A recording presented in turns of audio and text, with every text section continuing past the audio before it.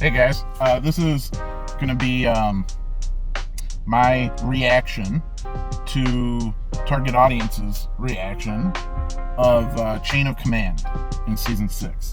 And so I saw them watch it. Now this is the edited version. I'm not a Patreon or anything, but yeah, I like their reaction to the episode.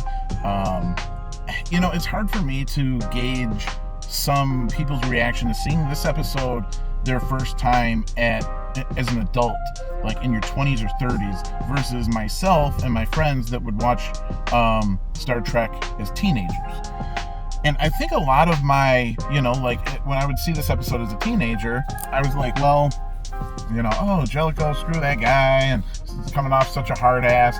And as I've seen it more, I've seen all these episodes so many times, seen them all after the HD remasters, at least a couple times, reruns on Pluto TV, stuff like that. And the thing is like, I kind of agree with their take that, like, he does come across as a hard ass, but it's like all of his intentions are understandable, and he accomplishes his task. And it's like if you're about to go into a possible battle or a possible war, let's get power rerouted from exobiology and cartography and all these different science sections, because unfortunately it's like the Enterprise is in a weird scenario where they are the flagship of Starfleet and the Federation, whatever, but at the same time it's an exploration vehicle that has families, so it's this weird scenario where it's like, okay, it's got all these elements on it, like stuff set up for science and research and whatever, but yet treating it temporarily more like a warship, where like we need all our resources devoted to power reserves, power backups, faster response times, everything like that, which totally makes sense. And I think also, even though it's an exploration ship, at the time, the Enterprise D is the most powerful ship in the fleet, I believe. There's not oh, well, even though it's the flagship, there's a more powerful, more warship. All Starfleet ships are kind of designed to be this hybrid exploration, and yeah, they have weapons and they have armaments, but they're kind of designed to be exploring and stuff like that. So it's like, I feel like the power systems, phasers, photon torpedo, shields, they're all top notch, but I don't know. I feel like maybe the fleet should have some ships that are a little bit more powerhouse warship design, just in these situations. Like, oh, let's send a warship to be backup alongside the Enterprise or something.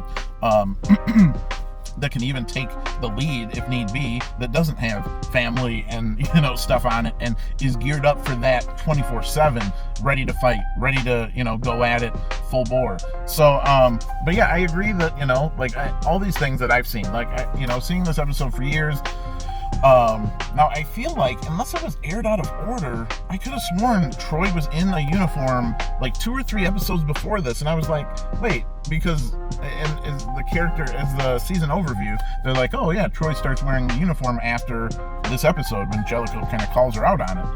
But I could have sworn, if you go back, I feel like one of these last 2 or 3 episodes that Target Audience has done, she at least was partly, in an episode in her uniform at some point. Now, maybe I'm mistaken. I could have sworn, though. And yeah, you get why Riker is like upset at him about not going after Picard, kind of leaving him to fend for himself. You get why Beverly's upset. They kind of have had a little flirty thing between them for years, so it's not just that he's her captain, but also the fact that they have feelings for each other and stuff. So, but anyway, yeah, good episode. I think probably I would agree with them that it's one of the better 2-parters of the series, and especially if you take into account that it's not a season finale. It's not a season finale and then a season opener.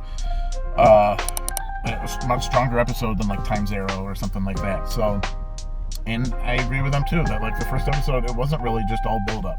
You know, you do have things happening, and you have the back and forth between Jellicoe and the Cardassian, and you know, obviously you get into DS9 and you're going to see the return of one of the first portrayals of a Cardassian on TNG is Mark Alamo, and except in his portrayal of a Cardassian in TNG, they still didn't know what they were doing with the Cardassians. Like, they still had the kind of a goatee or some kind of facial hair.